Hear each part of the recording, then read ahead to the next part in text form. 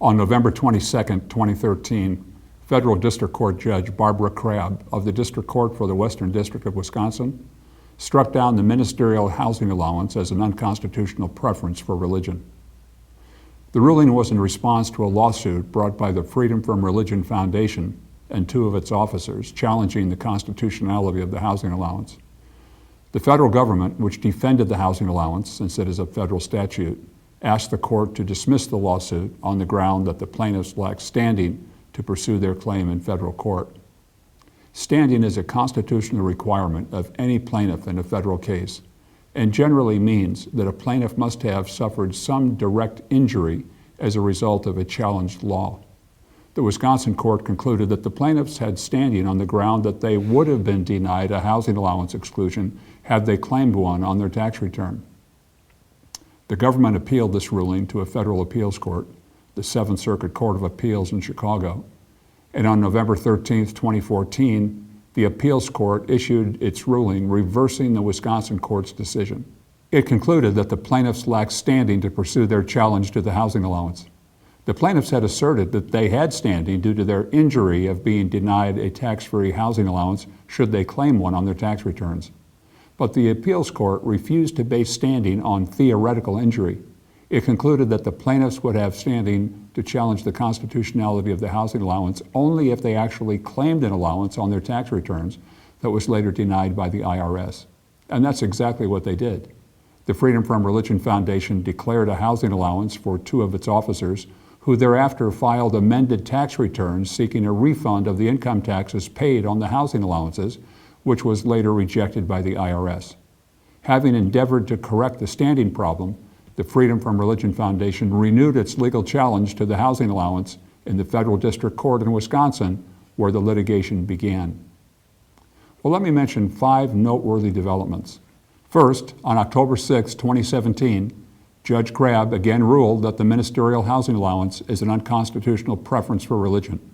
She observed, and let me quote, "The housing allowance violates the Establishment Clause because it does not have a secular purpose or effect, and because a reasonable observer would view the statute as an endorsement of religion. Although defendants try to characterize the housing allowance as an effort by Congress to treat ministers fairly and avoid religious entanglement, the plain language of the statute, its legislative history, and its operation and practice all demonstrate a preference for ministers over secular employees. Ministers receive a unique benefit that is not, as defendants suggest, part of a larger effort by Congress to provide assistance to employees with special housing needs. A desire to alleviate financial hardships on taxpayers is a legitimate purpose, but is not a secular purpose when Congress eliminates the burden for a group made up solely of religious employees, but maintains it for nearly everyone else. Under my view, that type of discriminatory treatment violates the Establishment Clause." End quote. Perhaps of most interest was Judge Crabb's suggestion that the tax code could be amended to expand the availability of a housing allowance to taxpayers, quote, "who work for tax-exempt organizations under Section 501c3 and are on call at all times," end quote. Such an amendment would cover most clergy, but few enough employees of secular charities to be feasible as a matter of tax policy. Second, Judge Crabb stayed or suspended the enforcement of her ruling until the end of October so that the parties could submit briefs on appropriate remedies for the plaintiffs. It is likely, though not certain, that when the issue of remedies is resolved, the judge will do what she did in her earlier decision back in 2014 and stay or suspend enforcement of the ruling pending an appeal. But this is not certain, and so ministers and churches should be alert to developments. Note that a ruling by the Seventh Circuit Court of Appeals would apply to ministers in that circuit, which covers the states of Illinois, Indiana, and Wisconsin. It would become a national precedent binding on ministers in all states if affirmed by the United States Supreme Court, an unlikely outcome because the Supreme Court accepts less than 1% of all appeals. Note, however, that the IRS would have the discretion to follow or not follow an eventual ruling by the appeals court nationally to promote consistency in tax administration.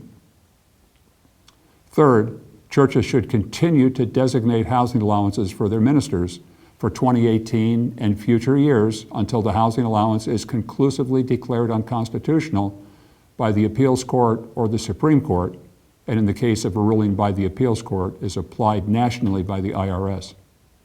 But ministers should understand that claiming a housing allowance exclusion while this litigation is pending poses a risk that the exclusion may be disallowed and an amended tax return may need to be filed.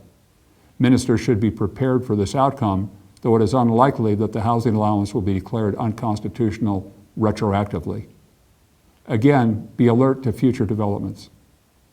Fourth, Judge Crabb's ruling does not apply to parsonages, since the foundation's officers were not provided free housing and so lack standing to challenge the parsonage exclusion.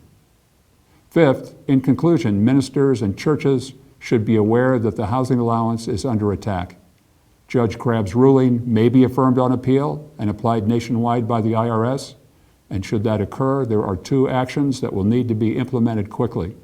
First, many ministers will experience an immediate increase in income taxes. As a result, they should be prepared to increase their quarterly estimated tax payments to reflect the increase in income taxes in order to avoid an underpayment penalty. Note that there will be no effect on self-employment taxes for which the housing allowance is not tax exempt. And second, many churches will want to increase ministers' compensation to offset the financial impact. Such an increase could be phased out over a period of years to minimize the impact on the church. I will be monitoring all future developments and will keep you posted as they occur.